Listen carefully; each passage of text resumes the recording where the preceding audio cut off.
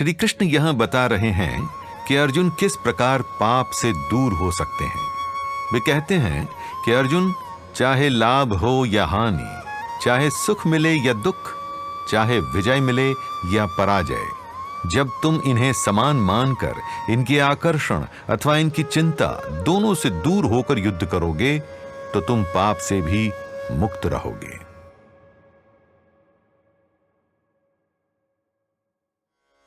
इसे इस एक संवाद की सहायता से समझिए।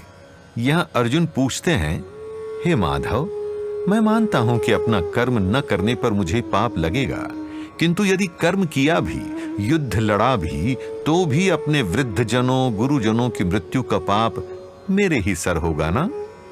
इसके उत्तर में श्री कृष्ण कहते हैं, अर्जुन, यदि तुम सच्चे विवेक के साथ लड़ोगे तो पाप के भागी नहीं बनोगे, क्योंकि पाप किसी कर्म से नहीं, उसके पीछे छिपे उद्देश्य से जुड़ा है। यदि उद्देश्य दूषित नहीं तो पाप भी नहीं लगेगा।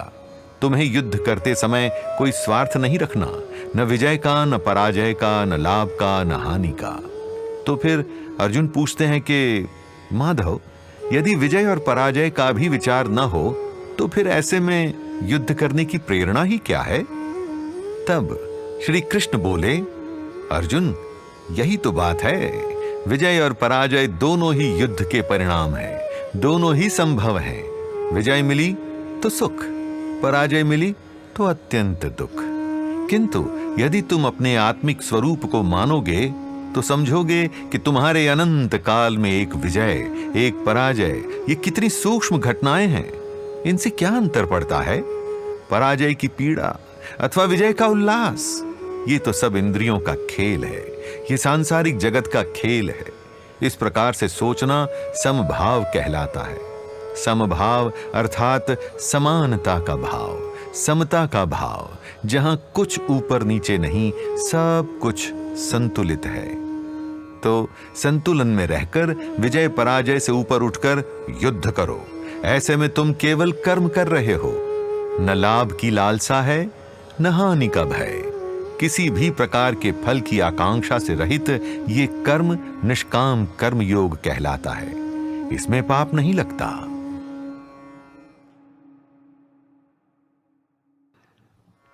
यहां प्रयत्न यही है कि अर्जुन यह समझे कि निष्काम कर्म अर्थात किसी फल की आकांक्षा के बिना किया गया कर्म ही सर्वोच्च है। व्यक्तिगत जीवन में भी इसे इस प्रकार समझा जा सकता है। यह संसार जटिल है, कई घटनाएं मिलकर किसी परिणाम को तय करती हैं। आपने परीक्षा में बहुत तैयारी की, किंतु उस दिन स्वास्थ्य बिगड़ गया, परीक्षा देने ही ना जा पाए। स्वास्थ्य ठीक रहा, किंतु उस दिन प्रश्न पत्र पर अंत में स्याही गिर गई, सब लिखा बिगड़ गया।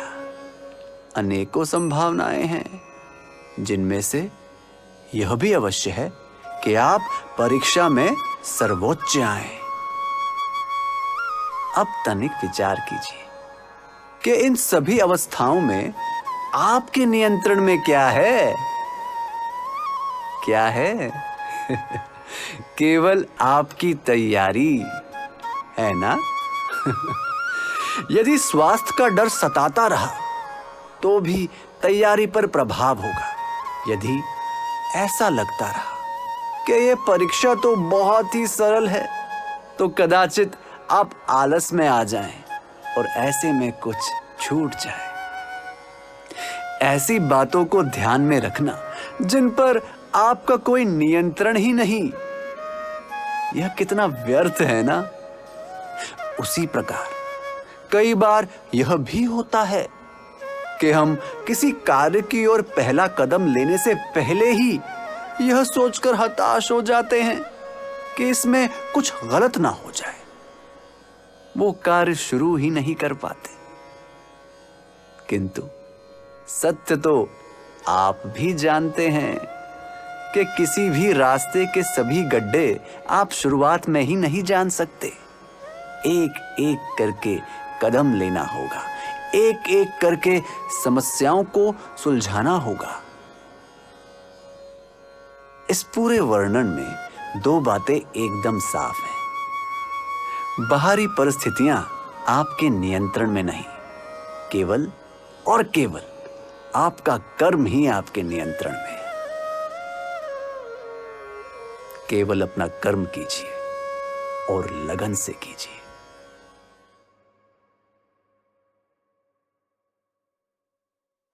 अर्जुन को चाहिए कि वो लाभ, हानि, हार, जीत किसी भी अपेक्षा के बिना अपना कर्म करे।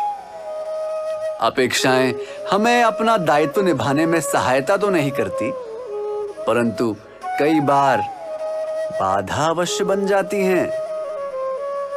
इसे पारिवारिक या सामाजिक परिवेश में समझिए। किसी परिवारजन को आपकी सहायता की आवश्यकता है और उनकी सहायता करना आपके लिए छोटी सी ही बात है। कितनी सरल परिस्थिति है ये। किंतु यदि मन में अपेक्षाएं हावी हो जाए तो मानसिकता ही बदल जाएगी। उनकी सहायता करने से आपको क्या लाभ होगा भला? अथवा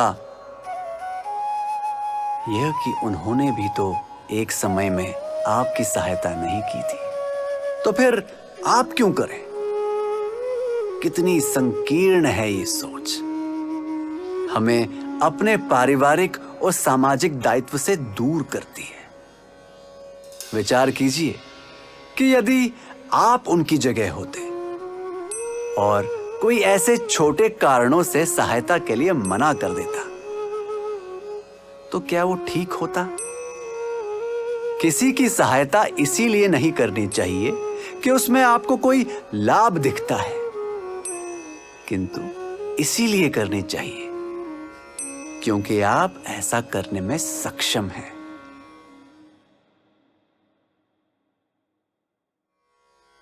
अपेक्षाएं, लाभ, हानि, अच्छे या बुरे की कामनाएं, और यह सब किसी कार्य के शुरू होने से पहले ही अनुभव करना, कितना व्यर्थ है ये।